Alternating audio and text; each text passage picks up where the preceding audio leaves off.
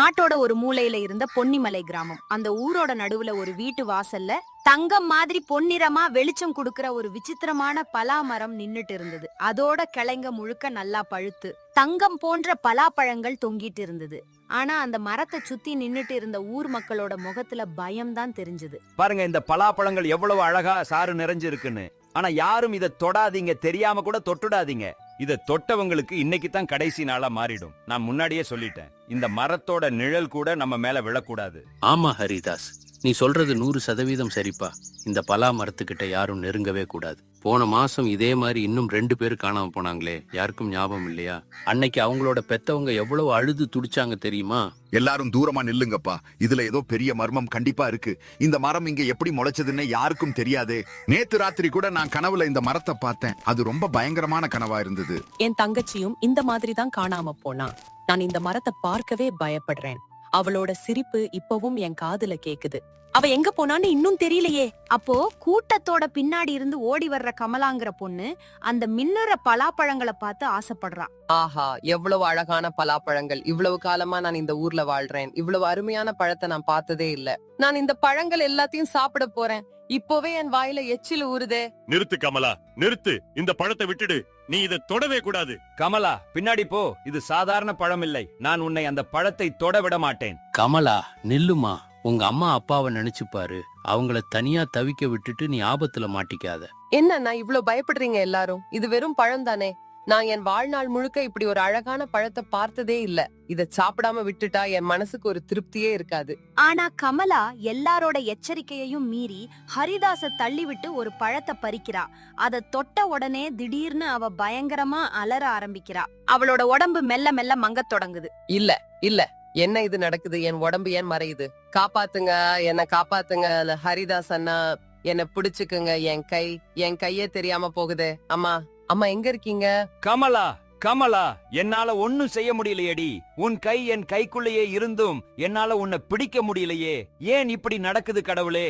ஐயோ சாமி, நாங்க பயந்ததே நடந்துருச்சு. இந்த மரத்தை யாராவது வெட்டி எறியணும்பா. இது ஒரு பேயோட மரம். இதை இங்கிருந்து அழிக்கணும். இல்லன்னா இன்னும் எத்தனை பேரு காணாம போவாங்களோ தெரியாது. அண்ணா, என்ன மன்னிச்சிடுங்க. நான் நீங்க சொன்னதை கேட்டிருக்கணும். கேட்காம போயிட்டேனே. ஊர் மக்கள் எல்லாரும் பயத்தோட பாத்துட்டு இருக்கும் போதே கமலா முழுசா காத்துல கரைஞ்சு மறைஞ்சு போயிடுறா. தரையில அவ பறிச்ச பழம் மட்டும் விழுந்து கிடக்குது. அதோட மேல இன்னும் ஒரு விசித்திரமான தங்கம் போன்ற ஒளி வீசிட்டு இருக்கு. கமலா, கமலா எங்க போன? என் தோழியை இழந்துட்டேனே. இந்த மரம் ஒரு சாபம், ஒரு பேய். இத நம்ம ஊரை விட்டு அழிக்காம வேற வழியே இல்ல. இந்த பயங்கரமான மரம் இங்க எப்படி வந்தது? இதுக்கு பின்னாடி அப்படி என்ன ரகசியம் ஒளிஞ்சிருக்கு? அதை தெரிஞ்சுக்க நம்ம சில மாசங்களுக்கு முன்னாடி போய் பார்க்கணும். சில மாசங்களுக்கு முன்னாடி பொன்னிமலை கிராமத்துல கார்த்திக்னு ஒரு ஏழை நெசவாளி அவனோட மனைவி மீனாட்சியோட ஒரு உடைந்த குடிசையில வாழ்ந்து வந்தான். வறுமையும் பசியும் அவங்கள நாளுக்கு நாள் ரொம்ப வாட்டிட்டு இருந்தது. மீனாட்சி நாளுக்கு நாள் உடம்பு சரியில்லாம ரொம்ப இழைச்சு போயிட்டே இருந்தா. வைத்திய ஐயா முருகன் கிட்ட போயிட்டு திரும்பிய கார்த்திக் அவனோட மனைவியோட பக்கத்துல உட்கார்ந்து பேசுறான். மீனாட்சி, மீனாட்சி, என்ன மன்னிச்சிடுடி. நான் என்ன மாதிரி புருஷனா இருக்கேன்? உனக்கு ஒழுங்கா 2 வேளை சாப்பாடு கூட தர முடியலையே. வைத்திய ஐயா முருகன் சொன்னாரு, உனக்கு நல்ல மருந்தும் சத்தான சாப்பாடும் கிடைக்கலன்னா உன் உடம்பு இன்னும் மோசமாயிடும்னு. நான் நல்லா காசு சம்பாதிச்சிருந்தா இன்னைக்கு உனக்கு இந்த நிலைமை வந்திருக்காதே. என்ன இப்படி பேசுறீங்க? கடவுள் ஒருவேளை நம்மள சோதிக்கிறாரோ என்னவோ. ஆனா நீங்க கவலைப்படாதீங்க. ஒரு நாள் கண்டிப்பா நம்ம வாழ்க்கை மாறும். நம்ம ஒருத்தர் விட்டு கொடுக்காம இருந்தா அதுவே போதும். மீனாட்சி, நீ இப்படி பேசும்போது என் மனசுக்குள்ள நெருப்பு எரியுதுடி. நான் என் சொந்த உழைப்புல உன்னை காப்பாத்தணும். இல்லனா நான் மனுஷனா வாழ்றதே வேஸ்ட். வெளியில செல்லம்மாள்னு ஒரு வயசான பக்கத்து வீட்டு அம்மா இதை கேட்டுட்டு தலைய ஆட்டுறாங்க. கார்த்திக், மீனாட்சிக்கு நல்ல சத்தான சாப்பாடு கிடைக்கலனா அவளோட உடம்பு நிலைமை இன்னும் மோசமாயிடும்பா. எனக்கு தெரிஞ்ச வரைக்கும் நீ இப்பவே ஏதாவது வேலை தேடணும். நான் என் மகனையும் இப்படித்தான் இழந்தேன். சரியான நேரத்துல மருந்து மாத்திரை கிடைக்காம. அத்தை, அப்படி சொல்லாதீங்க. நான் மீனாட்சியை இழக்க மாட்டேன். அவளை காப்பாத்துறதுக்காக நான் என்ன வேணும்னாலும் செய்வேன். 2 பேரோட கண்ணுலயும் கண்ணீர் வழியுது. மனைவியோட நிலைமைய பார்த்து உள்ளுக்குள்ள உடைஞ்சு போன கார்த்திக் ஒரு பெரிய முடிவை எடுக்கிறான். போதும் மீனாட்சி, உன்னோட இந்த நோயையும் உடம்பு பலவீனத்தையும் என்னால இனிமே பார்க்க முடியாது. உன்னை நான் குணப்படுத்தியே தீருவேன். நீ எதுக்கும் கவலைப்படாத. நான் எல்லாத்தையும் சரி பண்ணிடுறேன். இந்த உலகமே எதிர்த்து நின்னாலும் நான் ஒரு வழியை கண்டுபிடிச்சே தீருவேன். கார்த்திக் வேலை தேடி வீட்டை விட்டு புறப்படுறான். அவனோட பக்கத்து வீட்டுக்காரன் ஹரிதாஸோட கதவை தட்டுறான். ஹரிதாஸ் அண்ணா, எனக்கு ஏதாவது வேலை கொடுங்கண்ணா. என் மனைவி பல நாளா பட்டினியா இருக்கா. என்னால இனி அவளோட இந்த நிலைமைய பார்க்க முடியல. ஏதாவது வேலை கொடுங்க தயவு செஞ்சு. உன்னை மாதிரி ராசி இல்லாதவனுக்கு நான் என்ன வேலை தர்றது? நீ யார்கிட்ட வேலைக்கு போனாலும் அவங்களுக்கு கெடுதல் தான் நடக்கும். அதனாலதான் யாருமே உனக்கு வேலை தர மாட்டேங்கிறாங்க. போ இங்கிருந்து. ஹரிதாஸ் அண்ணா, இப்படி பண்ணாதீங்கண்ணா. என் மனைவி ரொம்ப ஆபத்தான நிலைமையில இருக்கா. இன்னைக்கு நான் கொஞ்சம் பணம் ஏற்பாடு பண்ணலைன்னா அவ செத்துடுவா. என் பேச்ச கேளுங்கண்ணா. நான் எந்த வேலையா இருந்தாலும் செய்யறேன். அது எவ்வளவு கஷ்டமா இருந்தாலும் சரி. என்கிட்ட கெஞ்சி என்ன புண்ணியம் கார்த்திக்? உன்னால எனக்கு எந்த லாபமும் இல்ல. போ வேற எங்கேயாவது பாரு. உன் தலையெழுத்து இப்படி இருக்குன்னா நான் என்ன பண்ண முடியும்? கார்த்திக் காலையில இருந்து சாயங்காலம் வரைக்கும் ஊர் முழுக்க ஒவ்வொரு வீட்டு வாசலுக்கும் போய் உதவி கேக்குறான். ஒரு வீட்டுல அவனை நாய் விரட்டுது, இன்னொரு வீட்டுல குடிக்க தண்ணி கூட கொடுக்க மாட்டேங்கிறாங்க. ஒவ்வொருத்தரும் அவனை வெறுப்போட துரத்துறாங்க. கடைசியில சோர்வோட கால் வலிக்க அவன் அடர்ந்த காட்டை நோக்கி போறான். காட்டோட ஒரு வெறிச்சோடிய மூலையில கார்த்திக் உட்கார்றான். மனைவிக்கு மருந்தும் உணவும் வாங்க பணம் தேட விக்கிறதுக்காகவாவது காய்ந்த விறகுகளை தேடுறான். ஆனா எங்கேயும் ஒண்ணுமே கிடைக்கல. இங்க ஒரு காய்ந்த குச்சி கூட கிடைக்கலையே. ஊர் மக்கள் எல்லாரும் கல் நெஞ்சக்காரங்களா போயிட்டாங்க. இப்போ இந்த இயற்கையும் கூட எனக்கு உதவ மாட்டேங்குதா? கடவுளே, இவ்வளவு ஏழ்மையையும் கஷ்டத்தையும் எனக்கு கொடுக்கறதுக்கு பதிலா என்னையே நீ தூக்கிக்கலாமே. என் தலையெழுத்தே கெட்டு போச்சு. என்னை எடுத்துக்கோ கடவுளே, எடுத்துக்கோ. மீனாட்சிக்கு மட்டும் ஒரு நல்ல வாழ்க்கையை கொடு. அவளுக்கு எந்த குறையும் வச்சிடாத. கார்த்திக் தன் தலையெழுத்த நொந்துகிட்டே இருக்கும்போது திடீர்னு புதர்களுக்கு பின்னாடி இருந்து ஒரு விசித்திரமான வயசான அம்மா அவன் முன்னாடி வராங்க. மகனே, நீ ரொம்ப கவலையா இருக்கிற மாதிரி தெரியுதே. என்ன விஷயம்ப்பா? அம்மா, என் கவலை உங்ககிட்ட சொல்ல முடியாத அளவுக்கு ரொம்ப பெருசு. ஆனா நீங்க யாரு? இந்த அடர்ந்த காட்டுல தனியா என்ன செய்றீங்க இந்த நேரத்துல? இவ்வளவு இருட்டான காட்டுல ஒரு வயசானவங்க எப்படி தனியா இருக்க முடியும்? எனக்கு உங்களை பார்க்கும் போதே ஏதோ ஒரு விசித்திரமான உணர்வு வருது. என் வேலையே உதவி செய்யறதுதான் மகனே. இதோ பாரு, உன் தலையெழுத்தையே மாத்தக்கூடிய ஒரு விதையை நான் கொண்டு வந்திருக்கேன். இதை எடுத்துட்டு போய் உன் வீட்டு வாசல்ல நடு. அப்புறம் பாரு உன் தலையெழுத்து எப்படி மாறுதுன்னு. இந்த சாதாரண விதையில அப்படி என்ன இருக்காமா? எனக்கு ஏனோ இத வாங்குறதுக்கு முன்னாடி ஒரு பயம் வருது. உங்க கண்ணுல ஏதோ ஒரு விசித்திரமான ஒளி தெரியுதே. அது சாதாரண மனுஷங்களோட கண்ணு மாதிரி இல்லையே. எல்லாமே மாறிடும்னு மட்டும் புரிஞ்சுக்கோப்பா. கண்ணுக்கு என்ன தெரியுதோ அது உண்மையா இருக்காது. எது உண்மையோ அது ஒருபோதும் வெளியில தெரியாது. எனக்கு புரியலையா அம்மா, நீங்க என்ன சொல்றீங்கன்னு? நீங்க என்ன ஏமாத்த போறீங்களா? இல்ல உண்மையிலேயே உதவி பண்ண வர்றீங்களா? காலம் வரும்போது உனக்கே புரியும் மகனே. இப்போ இந்த விதைய வாங்கிக்கோ. உன் மனைவியோட உயிரை காப்பாத்த இதைவிட வேற வழி உனக்கு இல்லை. ஒரு பெத்தவனும் கூட தன் பிள்ளைய காப்பாத்த என்ன வேணும்னாலும் செய்வான் இல்லையா? நீ உன் மனைவியை காப்பாத்த இந்த ஒரு வாய்ப்பையாவது பயன்படுத்திக்கோ. சரி அம்மா, எனக்கு வேற வழியும் இல்ல. நான் இத வாங்கிக்கிறேன். ஆனா நீங்க யாருன்னு மட்டும் சொல்லிடுங்க. நேரம் வரும்போது நீயே கண்டுபிடிப்ப மகனே. வனதேவி அந்த விதைய கார்த்திக்கோட கைகள்ல குடுத்துட்டு கண்ணி மேய்க்கிற நேரத்துல மறைஞ்சு போயிடுறாங்க. கார்த்திகால எதுவுமே புரிஞ்சுக்க முடியாம கொஞ்ச நேரம் அப்படியே திகைச்சு நின்னுட்டு அப்புறம் அந்த விதையை எடுத்துக்கிட்டு அமைதியா வீட்டுக்கு திரும்புறான். வீடு திரும்பிய கார்த்திக் தன் வீட்டு வாசல்ல மண்ணை தோண்டி அந்த விதைய நடுகிறான். மீனாட்சி நோயின் வலியால கட்டில புரண்டு படுத்துட்டே இருக்கா. இன்னும் கொஞ்ச நாள் மட்டும்தான் மீனாட்சி. அதுக்கப்புறம் நம்ம கஷ்டங்கள் எல்லாம் தீர்ந்துடும். என்ன பண்ணிட்டே இருக்கீங்க ஐயா? வாசல்ல ஏதோ தோன்ற மாதிரி சத்தம் கேக்குதே. ஒரு காட்டு மூதாட்டி எனக்கு ஒரு விதை கொடுத்தாங்க மீனாட்சி. அத நட்டுட்டு இருக்கேன். என்னவோ இது நம்ம தலையெழுத்தையே மாத்தும்னு சொன்னாங்க. ஐயா, முன்பின் தெரியாத மனுஷங்க கிட்ட எதுவும் வாங்குறது சரியில்லைன்னு தோணுது. உங்களுக்கு ஏதாச்சும் ஆபத்து வந்தா நான் என்ன செய்யறது? கவலைப்படாத மீனாட்சி, நான் உனக்காக மட்டும்தான் இத செஞ்சேன். வேற எந்த வழியும் இல்லாதப்போ இத நம்ப வேண்டியதா போச்சு. வெறும் 2-3 நாட்களுக்குள்ளாவே அந்த வாசல்ல ஒரு பிரம்மாண்டமான பலா மரம் வளர்ந்து நிக்குது. அதோட கிளைங்க முழுக்க நல்லா பழுத்த பொன்னிற பலாப்பழங்களா நிறைஞ்சிருந்தது. அத பார்த்த கார்த்திக்கோட கண்ணு அப்படியே விரியுது. அடேங்கப்பா, இவ்வளவு சின்ன விதை இவ்வளவு சீக்கிரம் இவ்வளவு பெரிய மரமா வளர்ந்து நிக்கும்னு நான் நினைச்சு கூட பார்க்கல. அந்த மூதாட்டி சொன்னது நிஜம்தான். இப்போ நம்ம தலையெழுத்து மாறப்போகுது. அப்போ மீனாட்சி கஷ்டப்பட்டு எழுந்து வாசலுக்கு வர்றா. அந்த பெரிய மரத்தை பார்த்து அவளும் அப்படியே திகைச்சு போய் நிக்கிறா. இது என்னது? நம்ம வீட்டு வாசல்ல ஒரு காலத்திலயும் ஒரு மரமே இருந்தது இல்லையே. நான் என் உடம்பு சரியில்லாத காரணத்தால வெறும் 2-3 நாள் தானே வெளியில வரல. இவ்வளவு குறுகிய நேரத்துக்குள்ள இவ்வளவு பெரிய பலா மரம் எப்படி வந்துச்சு? இது சாதாரண மரம் இல்லை போல இருக்கே ஐயா. மீனாட்சி, நீ சும்மா பழத்தை சாப்பிடு. மரத்தோட ரகசியத்தை எல்லாம் இப்போ ஆராய வேண்டாம். இப்போ நம்ம தலையெழுத்து மாறப்போகுது. 2 பேரும் சேர்ந்து சில பலாப்பழங்களை சாப்பிடுறாங்க. பல நாட்களுக்கு அப்புறம் வயிறார சாப்பிட்ட சந்தோஷத்துல 2 பேரும் இருக்காங்க. மீனாட்சி, இப்போ நீ நல்லா ஓய்வெடு. நான் மீதி இருக்கிற பழங்களை சந்தைக்கு கொண்டு போய் விக்கிறேன். அப்புறம் உனக்கு நல்ல மருந்தும் வாங்கிட்டு வர்றேன். கார்த்திக் புறப்பட்டதும் மீனாட்சிக்கு ஒரு விசித்திரமான உணர்வு ஏற்படுது. எனக்கு ஏனோ ஒரு விசித்திரமான உணர்வு. என் உடம்புக்குள்ள ஏதோ ஒரு வித்தியாசமான மாற்றம் நடக்கிற மாதிரி இருக்கு. ஏதோ பெரிய விஷயம் நடக்க போகுதுன்னு தோணுது. என்னன்னு புரியலையே. பரவாயில்ல, இவ்ளோ நாள் கழிச்சு நல்லா சாப்பிட்டனே, அதுவே போதும். கார்த்திக் சந்தைய அடைஞ்சதும் அந்த பொன்னிற பலாப்பழங்களை பார்த்து மக்கள் கூட்டம் கூட்டமா கூட ஆரம்பிக்கிறாங்க. அப்போ ஹரிதாஸும் சந்தை ஐயா தனபாலனும் அவனை பார்த்து ஆச்சரியப்படுறாங்க. கார்த்திக், நேத்து வரைக்கும் உன்கிட்ட சாப்பிடவே ஒண்ணும் இல்லையேப்பா. இவ்வளவு அழகான பலாப்பழங்கள் இவ்வளவு அதிகமா உனக்கு எங்க இருந்து கிடைச்சது? நேத்து தானே என் கதவை தட்டி நின்னு அழுதே. இன்னைக்கு என்னடான்னா பெரிய பணக்காரன் மாதிரி பழம் விக்கிற. இது நான் இதுவரைக்கும் பார்த்த பலாப்பழங்களை விட ரொம்ப வித்தியாசமா இருக்கு. இதுல ஒரு விசித்திரமான பொன்னிற ஒளி தெரியுது. எங்க வாங்கின இத? ஹரிதாஸ் அண்ணா, தனபாலன் அண்ணா, பழத்தை சாப்பிட்டு பாருங்க. மிச்ச விபரத்தை அப்புறம் பேசலாம். என் வீட்டு வாசல்ல வளர்ந்த மரத்தோட பழம் இது. வெறும் 5 ரூபாய் 1 கிலோ. இவ்வளவு மலிவா, இவ்வளவு நல்ல பலாப்பழம் முழு சந்தையிலையும் உங்களுக்கு கிடைக்காது. கொஞ்ச நேரத்திலேயே கார்த்திக்கோட எல்லா பழங்களும் வித்து தீர்ந்துடுது. அவனுக்கு எதிர்பார்த்ததை விட ரொம்ப அதிகமான பணம் கிடைக்குது. நான் ஒரே நாள்ல இவ்வளவு பணம் சம்பாதிப்பேன்னு என் கனவுல கூட நினைக்கல.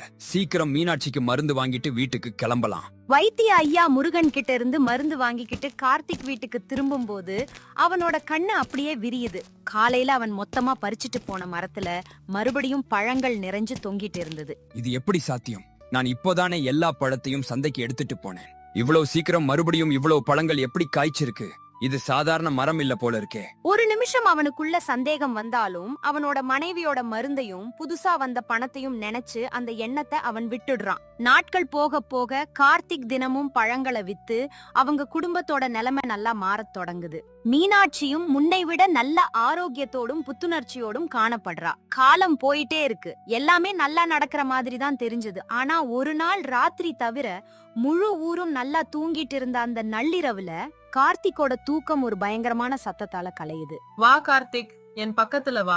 நான் உனக்காக எத்தனை நாளா காத்துட்டு இருக்கேன் தெரியுமா? இவ்வளவு நள்ளிரவுல என்ன யாரு கூப்பிடுவாங்க? இந்த குரல், இது சாதாரண சத்தம் இல்ல. இது வீட்டுக்கு வெளியில இருந்து வருது. கார்த்திக் பயத்தோட படுக்கையில இருந்து எழுந்து மீனாட்சி நல்லா தூங்குறத உறுதி பண்ணிட்டு மெதுவா வீட்டை விட்டு வெளியில வர்றான். வாசல அடைஞ்சதும் அவன் முன்னாடி தெரியற காட்சி அவனை அப்படியே நடுங்க வைக்குது. அவன் மரத்துக்கிட்ட போகும்போது இலைகளோட சத்தம் அதிகமாகுது. காத்துல ஒரு விசித்திரமான குளிர் கலக்குது. இந்த மரத்துக்குள்ள இருந்து என்ன இப்படி ஒரு சத்தம் வருது? யாரோ இந்த மரத்தோட தண்டுக்கு பின்னாடி இருந்து என்ன பார்க்கிற மாதிரி இருக்கே. ஆனா இது எப்படி சாத்தியம்? ஒரு மரத்துக்குள்ள யாராலையும் இருக்கவே முடியாது. கார்த்திக் பயந்து பயந்து முன்னாடி போறான். மரத்தோட அடர்ந்த நிழல்ல நிக்கும் போது அவனோட உடம்பு முழுக்க பனிக்கட்டி மாதிரி குளிர்ந்து போயிடுது. இது என்ன நடக்குது? என் உடம்பு ஏன் இப்படி குளிருது? ஏதோ உறையிற மாதிரி இருக்கே. இல்ல, இது சரியில்லை. இங்க கண்டிப்பா ஏதோ இருக்கு. ஏதோ என் கண்ணுக்கு தெரியாத ஒண்ணு இங்க இருக்கு. அப்போ கார்த்திக்கோட பார்வை மரத்தோட தடித்த தண்டு பகுதியில விழுது. அங்கே ஒரு பெரிய பிளவு தோணி அதுக்குள்ள ஒரு மங்கலான வழி தெரியுது. இது மரத்துக்குள்ள போற ஒரு வழி மாதிரி இருக்கே. நான் என்ன செய்யணும்? உள்ள போகவா வேணாமா? இல்ல, நான் போகத்தான் வேணும். ரொம்ப குளிர் எடுக்குது. ஏதோ ஒரு சக்தி என்னை இழுக்கிற மாதிரி இருக்கு. என் கால்கள் என்னோட பேச்ச கேட்காம தானா நகருது. இஷ்டம் இல்லாமலேயே கார்த்திக் அந்த பிளவுக்குள்ள கால் எடுத்து வைக்கிறான். கண்ணி வைக்கிற நேரத்துல அவன் வேற ஒரு உலகத்துக்குள்ள நுழைஞ்சிருக்கான். அங்கே தெரியற காட்சி ரொம்ப ஆச்சரியமா இருக்கு. சுற்றிலும் பிரம்மாண்டமான பலா மரங்கள் மட்டும்தான் இருக்கு. தரையில நல்லா பழுத்த பொன்னிற பழங்கள் நிறைஞ்சு கிடக்கு. இது என்ன விசித்திர உலகம் இது? இங்க எல்லா பக்கமும் பலா மரங்கள் மட்டும்தான் இருக்கு. இவ்வளவு பழுத்த பழங்கள் தரையில குவிஞ்சு கிடக்குது. இங்க என்னதான் நடக்குது? கார்த்திக் திகைப்போட சுத்தி முத்தி பாக்கும்பொழுது தூரத்துல நிக்கிற ஒரு பொண்ண பாக்குறான். அவ அசையாம நிக்கிறா. முன்னாடியும் நகராம அப்படியே நிக்கிறா. இந்த பொண்ணு இங்க என்ன செய்யறா? இவ யாரு? எவ்வளவு நேரமா இங்க நிக்கிறாங்க? ஏன் அசையவே இல்ல? நான் இவகிட்ட போய் கேட்கணும். கார்த்திக் தைரியத்தை வரவழைச்சுக்கிட்டு அந்த பொண்ண நெருங்குறான். அவளோட பேரு நிழலி. நீ இங்க என்ன செய்யற? இந்த உலகத்துக்கு எப்படி வந்த? நான் என் வீட்டு வாசல்ல இருக்கிற பலாமரத்தோட பிளவு வழியா இங்க வந்தேன். நீ இங்க என்ன செய்யற? ஏன் அசையாம நிக்கிற? உன் முகத்துல எவ்வளவு சோகம் இருக்கு. நான் வருஷக்கணக்கா இதே இடத்துலதான் நின்னுகிட்டு இருக்கேன். நான் ஒரு சிலையும் இல்லை, நடமாடுற மனுஷியும் இல்லை. நான் வெறும் ஒரு நிழல் மட்டும்தான். எல்லாத்தையும் இங்க இருந்து பார்க்க முடியும், ஆனா ஒரு அடி கூட முன்னாடி நகர முடியாது. இது உனக்கு ரொம்ப கொடுமையா இருக்குமேமா. நீ ஏன் இந்த இடத்தை விட்டு போக கூடாது? எத்தனை காலம்தான் ஒரே இடத்துல மட்டும் நிக்கிறது? உனக்கு தெரியாது இந்த இடத்தோட நிஜ நிலைமை. இந்த இடத்தை விட்டு போறவங்கள வெளி உலகம் இனிமே ஏத்துக்காது. அதோ பாரு அந்த மக்களை. கார்த்திக் தூரத்துல நிக்கிற நிறைய மனுஷங்களை பாக்குறான். அவங்க அசைவில்லாம எந்த உணர்ச்சியும் இல்லாம நிக்கிறாங்க. அவங்களோட ஆன்மாவே செத்து போனது மாதிரி தெரியுது. இவங்க ஏன் இப்படி கல் மாதிரி நிக்கிறாங்க? எல்லாத்தையும் இழந்த மாதிரி இருக்காங்களே. அதோ அந்த மூலையில நிக்கிற ஒருத்தர் என்ன பார்த்து ஏதோ சொல்ல வர்ற மாதிரி இருக்கே, ஆனா சத்தமே வரலையே. இந்த இடம் என்னதான்? இது வேற உலகம் இல்ல கார்த்திக். இது நம்ம உலகத்தோட மறைஞ்சு இருக்கிற இன்னொரு பகுதி. இங்க அந்த மாய மரத்தோட தொடர்பு உள்ளவங்க மட்டும்தான் வர்றாங்க. நீ ரொம்ப ஆசையா சாப்பிடுற ஒவ்வொரு பலாப்பழமும் ஒரு மனுஷனோட ஒரு பகுதியை இழுத்து இங்க கொண்டு வந்துடும். மெதுவா முழு மனுஷனும் இந்த உலகத்தோட சேர்ந்துடுவான். வெளியில வெறும் நடமாடுற உடம்பு மட்டும்தான் மிச்சம் இருக்கும். என்ன பேசுற நீ? அப்ப நானும் மீனாட்சியும் சாப்பிட்ட பழங்களால எங்களோட ஒரு பகுதி இங்க சிறையா இருக்கா? என் மீனாட்சி, அவளுக்கும் ஆபத்தா? ஆமா, நீ சந்தையில விக்கிற பழங்களை சாப்பிடுறவங்களுக்கு எந்த பாதிப்பும் இருக்காது. ஏன்னா அவங்களோட பங்கு தண்டனையையும் உன் கணக்குல இருந்தே இந்த மரம் எடுத்துக்கும். நீயே எல்லாருக்கும் பதிலா பலியாவாய். அதுதான் இந்த மரத்தோட சட்டம். இல்ல, இது நடக்கவே கூடாது. நான் மட்டும் இல்ல, என்னோட மீனாட்சியும் இந்த பழத்தை சாப்பிட்டாலே அவளுக்கும் இந்த சாபம் தொடருமா? அது காலம் வரும்போது தெரியும் கார்த்திக். இப்போ கிளம்பு. உன் மனைவியை காப்பாத்தணும்னா ஓடிப்போ. இந்த வார்த்தைகளை கேட்ட கார்த்திக் பயத்தோட அந்த பிளவு வழியா வெளியில வர ஓடுறான். எப்படியோ அவன் தன் வீட்டு வாசல அடையிறான். அங்க மீனாட்சி அவனை தேடிட்டே இருக்கா. ஐயா, இவ்வளவு நள்ளிரவுல வாசல்ல என்ன பண்றீங்க? உங்க முகமெல்லாம் பயமா இருக்கே, வேர்வையும் கொட்டுதே. மீனாட்சி, நாம கெட்டோண்டி. அந்த மூதாட்டி ஒரு நல்லவங்க கிடையாது. அவங்க யமன் மாதிரி. நம்ம வீட்டு வாசல்ல நிக்கிற இந்த மரம் நம்ம சந்தோஷத்துக்கு இல்ல, நம்ம அழிவுக்கான காரணம். மீனாட்சி, நம்ம அழிவுக்கான காரணம். என்ன இப்படி பைத்தியக்காரத்தனமா பேசுறீங்க? இந்த மரத்தோட பழத்தை வித்துதானே நம்ம வீட்டு அடுப்பு எரியுது. என் நோயும் குணமாகுது. நீங்க இப்போ இத அழிவுன்னு சொல்றீங்களே. நான் உண்மையதான் சொல்றேன் மீனாட்சி. நான் இப்போதான் இந்த மரத்துக்குள்ள ஒரு வேற உலகத்தை பார்த்துட்டு வர்றேன். அங்க மனுஷங்க உயிர் இல்லாத கல் மாறி இருக்காங்க. மீனாட்சி, நாம சாப்பிடுற ஒவ்வொரு பழத்தாலையும் நம்ம ஆன்மாவோட ஒரு பகுதி இந்த மரத்துக்குள்ள சிறையாகுது. எப்படியாவது நாம இந்த மரத்தை இப்போவே விட்டுடணும்டி. போதும் ஐயா, உங்க பேச்சுல எனக்கு எந்த நம்பிக்கையும் இல்ல. அதிகமா பணம் வந்ததுனால உங்க மனசுல ஏதோ குழப்பம் வந்திருக்குன்னு தோணுது. ஒரு மரம் மனுஷனை எப்படி விழுங்கும்? மீனாட்சி, என் வார்த்தையை நம்புடி. அந்த நிழலின்னு பேரு சொல்ற பொண்ணு அங்க வருஷக்கணக்கா சிறையா இருக்கா. இப்போ நம்ம முறை வந்திருக்கு அங்க போறதுக்கு. நான் இப்பதான் புரிஞ்சுக்கிட்டேன். நான் தான் எல்லாத்துக்கும் காரணம். மீனாட்சி அவன் வார்த்தைகளை நம்ப மறுக்கிறா. இல்ல, நான் இதையெல்லாம் நம்பல. நீங்க இப்போ போய் தூங்குங்க. காலையில எல்லாம் சரியாயிடும். இவ்வளவு நாள் கஷ்டப்பட்ட நமக்கு இப்போ கொஞ்சம் நல்லது நடக்கும்போது நீங்க ஏன் இப்படி பயப்படுறீங்க? கார்த்திக் என்ன செய்யறதுன்னு தெரியாம நிக்கிறான். தாங்கள் ஒரு பெரிய வலையில சிக்கி இருக்கோம்னு மீனாட்சியை எப்படி நம்ப வைக்கிறதுன்னு அவனுக்கு புரியல. மெதுவா நாட்கள் கடந்து போகுது. கார்த்திக்கோட நடத்தை முழுசுமா மாற ஆரம்பிக்குது. அவனோட உடம்பு வீட்டுல இருந்தாலும் அவன் ஒரு உயிர் இல்லாத சிலை மாதிரி அசையாம உட்கார்ந்துட்டு இருக்கான். அவன் மெதுவா சிரிக்கிறான். ஆனா அவனோட கண்ணுல எந்த ஒரு உயிரோட்டமும் இல்ல. செல்லம்மாள் இத பார்த்துட்டு ரொம்ப கவலைப்படுறாங்க. மீனாட்சி, உன் புருஷனுக்கு என்னப்பா ஆச்சு? முன்னாடி எப்பவும் நல்லா சிரிச்சு பேசுவாரு, இப்போ ஒரு வார்த்தை கூட பேச மாட்டேங்கிறாரே. அவரோட கண்ணை பார்த்தா எனக்கே ஒரு மாதிரி பயமா இருக்குப்பா. அதுல எந்த உயிரும் இல்லாத மாதிரி தெரியுது. எனக்கும் ஒன்னும் புரியல அத்தை. நான் என்ன கேட்டாலும் அவரு பதிலே சொல்ல மாட்டேங்கிறாரு. செல்லம்மாள் போனதும் மீனாட்சி அவளோட புருஷன் பக்கத்துல போறா. ஐயா, நீங்க ஏன் பேசவே மாட்டேங்கிறீங்க? என்னை இப்படி பார்த்து வெறுமனே சிரிச்சுட்டே இருக்கீங்களே. அன்னைக்கு நீங்க சொன்னது எல்லாமே நிஜம்தானா? நீங்க உண்மையிலேயே ஏதோ ஒரு பெரிய ஆபத்துல இருக்கீங்களா? தயவு செஞ்சு ஏதாச்சும் பேசுங்க ஐயா. என்கிட்ட மட்டுமாவது பேசுங்க. மீனாட்சி ரொம்ப பயந்து போயிடுறா. அவ ஒரு மாதிரி பைத்தியம் பிடிச்சவ மாதிரி வீட்டை விட்டு வெளியில ஓடி வந்து அந்த பெரிய பலா மரத்தையே கூர்ந்து பார்க்க ஆரம்பிக்கிறா.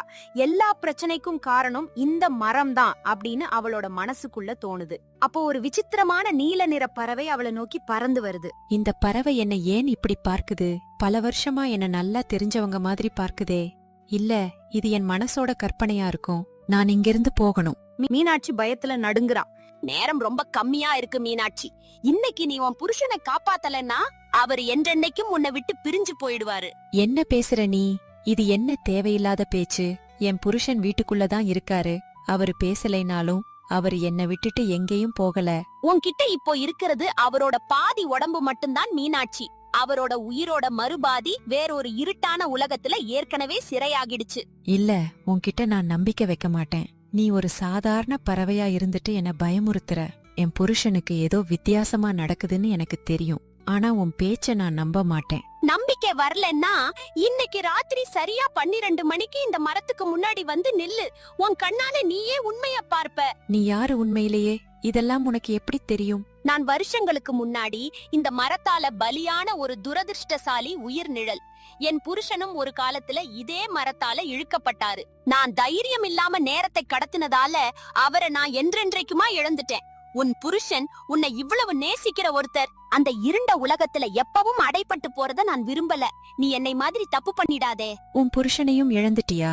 அப்போ நீயும் இந்த வலிய அனுபவிச்சவதான். என்னால இப்போ புரிஞ்சுக்க முடியுது. உன் எச்சரிக்கை உண்மையான அக்கறையோட தான் வருது. இப்படி சொல்லிட்டு ஒரு பிரகாசமான வெளிச்சம் வந்ததும் அந்த பறவை கண் முன்னாடியே மறைஞ்சு போயிடுது.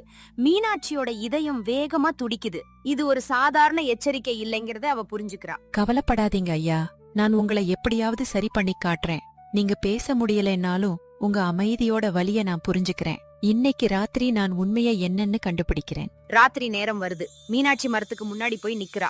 திடீர்னு மரத்தோட தண்டு பகுதியில ஒரு ஆழமான பிளவு தோணி அதுக்குள்ள ஒரு மங்கலான பயங்கரமான வழி தெரியுது. இது என்ன? இந்த பிளவுக்குள்ள இவ்வளவு இருட்டான வழி இருக்கு. எனக்கு உண்மை தெரியணும்னா இதுக்குள்ள போய் தான் ஆகணும். என் புருஷனுக்காக நான் எதையும் தாங்க தயார். தைரியத்தை வரவழைச்சுக்கிட்டு மீனாட்சி அந்த பிளவுக்குள்ள கால் எடுத்து வைக்கிறா. கொஞ்ச நேரம் இருட்டுக்கு அப்புறம் அவ முற்றிலும் அமைதியான ஒரு உலகத்தை அடையிறா. அங்கே பலா மரங்கள் மட்டும்தான் இருக்கு. தரையில எண்ணற்ற அழுகிய பழங்கள் சிதறி கிடக்குது. இது என்ன பயங்கரமான இடம் இது? என் புருஷன் உண்மையத்தான் சொல்லியிருக்காரு. மீனாட்சியோட பார்வை தூரத்துல நிக்கிற நிழலியோட மேல விழுது. அவ ஒரு விசித்திரமான சிரிப்போட மீனாட்சிய பாக்குறா. வா மீனாட்சி வா, நீ இங்க வருவேன்னு எனக்கு முன்னாடியே தெரியும். உன்னோட வரவுக்காக தான் நான் காத்துட்டு இருந்தேன். நீ யாரு? என் பேரு உனக்கு எப்படி தெரியும்? நான் இந்த மாய உலகத்தோட எஜமானி ஈமானியோட மகள் நிழலி. என்னோட உயிரை இந்த ஒரே இடத்துல நிலைநிறுத்தி இந்த சிறையில இருந்து என்ன நானே காப்பாத்திக்கிட்டேன். ஆனா உன் புருஷனுக்கு அந்த அதிர்ஷ்டம் இல்ல. நிழலி மெதுவா தன் கையால முன்னாடி இருந்த பலா மரத்தை காட்டுறா. மீனாட்சியோட பார்வை தூரத்துல இருந்த ஒரு மரத்தடிக்கு போகுது. அங்கே கார்த்திக் எந்த உணர்ச்சியும் இல்லாம ஒரு சிலை மாதிரி நின்னுட்டே இருக்கான். ஐயா, நீங்க இங்க என்ன பண்றீங்க? ஐயா, ஏதாச்சும் பேசுங்க. நான் உங்களை கூட்டிட்டு போக வந்திருக்கேன். வாங்க என் கூட. நம்ம வீடு, நம்ம உலகம் உங்களுக்காக காத்துட்டு இருக்கு. எனக்கு இங்கேயே இருக்கணும் மீனாட்சி. இப்போ நான் எங்கேயும் வர விரும்பல. இல்லை ஐயா, நீங்க இப்படி பேசுறத என்னால எப்படி தாங்க முடியும்? நீங்க இல்லாம நான் இங்க தனியா எப்படி இருப்பேன்? உங்களை இந்த நரகத்துல நான் விட்டுட்டு போக மாட்டேன். ஞாபகம் இருக்கா ஐயா? நமக்கு கல்யாணமான புதுசுல நீங்க என்கிட்ட சொன்னீங்க, எந்த கஷ்டம் வந்தாலும் நாம 2 பேரும் சேர்ந்தே எதிர்கொள்வோம்னு. அந்த வார்த்தையை இப்போ நினைச்சு பாருங்க ஐயா. மீனாட்சி, அந்த வார்த்தை எனக்கு எதுவும் ஞாபகம் இல்லடி. என் நினைவெல்லாம் மறைஞ்சு போச்சு போல இருக்கு. நான் யாருன்னு கூட எனக்கு தெளிவா தெரியல இப்போ. இல்ல ஐயா, உங்க நினைவு முழுசா போறதுக்கு முன்னாடி நான் உங்களை மீட்டே தீருவேன். நிழலி, நான் இப்போ என்ன செய்யணும் சொல்லு எனக்கு. என் புருஷனை காப்பாத்த நான் என்ன பண்ணணும்? அந்த நேரம் நிழலியோட பயங்கரமான சிரிப்பு அந்த பள்ளத்தாக்கு முழுக்க எதிரொலிக்குது. இப்போ உன் புருஷன் எங்கேயும் போக முடியாது மீனாட்சி. இவரு பேராசையால இந்த மாய மரத்தோட பழங்களை வித்து சம்பாதிச்சாரு. மக்களுக்கு அந்த பழங்களை கொடுத்தாரு. இப்போ இவருக்கு கிடைச்ச தண்டனை என்னன்னா இந்த உலகத்தோட மண்ணோட மண்ணா மாறணும். இல்ல, இது அநியாயம். என் புருஷன் செஞ்சது என் உயிரை காப்பாத்துறதுக்காக மட்டும்தான். அவருக்கு பேராசை இல்லை, என் மேல இருந்த அன்புதான் காரணம். தண்டனை கொடுக்கணும்னா எனக்கு கொடுங்க, ஆனா அவரை விட்டுடுங்க. அவர் இல்லாம என்னால வாழவே முடியாது. இந்த உலகத்துக்குன்னு ஒரு விதி இருக்கு மீனாட்சி. இங்கிருந்து ஒரு உயிர் மட்டும்தான் வெளியில போக முடியும். அதுக்கு பதிலா இன்னொரு உயிர் இங்க தங்க சம்மதிச்சா மட்டும்தான் அது நடக்கும். இதுக்கு நீ தயாரா? நல்லா யோசிச்சு சொல்லு. இதுக்கப்புறம் முடிவை மாத்த முடியாது. எனக்கு யோசிக்க எதுவுமே இல்ல, நான் தயார். மீனாட்சி, நீ இத நல்லா யோசிச்சுட்டு தான் சொல்றியா? நீ இங்க வந்துட்டா இனிமே உங்க அம்மா, உன் ஊர், உன் வாழ்க்கை எல்லாத்தையும் என்னென்னைக்குமா இழந்துடுவ. இது ஒன்னும் விளையாட்டு இல்ல. எனக்கு தெரியும் நிழலி, ஆனா என் புருஷன் உயிரோட வாழ்ந்தா அதுவே எனக்கு போதும். நான் என் வாழ்க்கையை இழந்தாலும் பரவாயில்லை. அவரு சுதந்திரமா அவரோட முழு வாழ்க்கையோட வாழட்டும். மீனாட்சி, உன்னை விட்டுட்டு என்னோட உலகமே முடிஞ்சு போச்சுடி. உன்னை காப்பாத்த எனக்கு இங்க கல்லா மாறணும்னாலும் எனக்கு அது சம்மதம்தான். இல்லை ஐயா, இப்போ முறை என்னோடது. நீங்க போங்க, நீங்க நல்லா வாழணும். நான் உங்களை எப்பவுமே நேசிக்கிறேன், அத மனசுல வச்சுக்கோங்க. என்ன மறந்தாலும் பரவாயில்லை, நீங்க என்ன மறந்தாலும் என் அன்பு உங்களை எப்பவும் பாதுகாக்கும். மீனாட்சி இந்த வார்த்தைகளை சொன்ன உடனே ஒரு பிரகாசமான நீல நிற வெளிச்சம் 4 பக்கமும் பரவுது. கார்த்திக்கோட உடம்பு திடீர்னு லேசாகி காத்துல மிதந்து அந்த பிளவை நோக்கி இழுக்கப்படுது. இல்ல இல்ல மீனாட்சி, நீ என்னை விட்டுட்டு போக கூடாதுடி. எனக்கு உன் கூடவே இருக்கணும் மீனாட்சி, உன் கூடவே இருக்கணும். நீ யாருன்னு இப்போ எனக்கு நல்லா தெரியுது. நீ என் மனைவி, என் உயிர். மீனாட்சியோட பேரை சத்தமா கூவிக்கிட்டே கார்த்திக் தன்னைத்தானே தடுக்க முடியாம ஒரு பலமான அதிர்ச்சியோட தன் வீட்டு வாசல்ல வந்து விழுறான். மீனாட்சி, மீனாட்சி, வெளியில வாடி, வெளியில வா மீனாட்சி, என்ன மன்னிச்சிடு. உன்னை நான் தனியா விட மாட்டேன். வெளியில வா. இது என்ன கனவா இல்ல நிஜமா? மீனாட்சி எங்க போனா? நாட்கள் கடந்தும் கார்த்திக் அந்த மரத்தடியை விட்டு எழவே இல்லை. அவன் சாப்பாடோ தண்ணியோ எதையும் தொடல. வெறும் பாழடைஞ்ச கண்ணோட அந்த மரத்தையே பார்த்துட்டு இருந்தான். வாசல்ல பழுத்த பொன்னிற பலாப்பழங்கள் எல்லாம் கீழே விழுந்து அழுக ஆரம்பிச்சது. செல்லம்மாள் இந்த நிலைமைய பார்த்துட்டு ரொம்ப கவலையோட ஹரிதாஸ தேடி போறாங்க. ஹரிதாஸ், கார்த்திக்கோட நிலைமை என்னமோ ரொம்ப மோசமா இருக்குப்பா. அவனுக்கு ஏதோ பெரிய வியாதி வந்திருக்கு போல தெரியுது. நீ போய் அவனை கொஞ்சம் பாருப்பா. மீனாட்சியும் எங்கேயோ காணாம போயிட்டா. அவளை காணோம். அப்போ ஹரிதாஸ் அங்கே வர்றான். கார்த்திக், இது என்ன நிலைமை பண்ணி வச்சிருக்க நீ? பாரு, வாசல்ல தங்கம் மாதிரி பழங்கள் எல்லாம் விழுந்து கிடக்கு. நீ என்னடான்னா இங்க உட்கார்ந்து அழுதுட்டு இருக்க? வா வா, இதை சந்தைக்கு எடுத்துட்டு போகலாம். நல்ல காசு கிடைக்கும்பா. கார்த்திக் எந்த பதிலும் சொல்லல. அவன் ஒரு கல் சிலை மாதிரி உட்கார்ந்திருந்தான். அவனோட இந்த நிலைய பார்த்த மரத்துக்குள்ள சிறையா இருந்த மீனாட்சியோட இதயம் ரொம்ப கனத்து போகுது. அவ நிழலிக்கு முன்னாடி கை கூப்பி நிக்கிறா. நிழலி, என் புருஷனை இந்த நிலைமையில என்னால பார்க்க முடியல.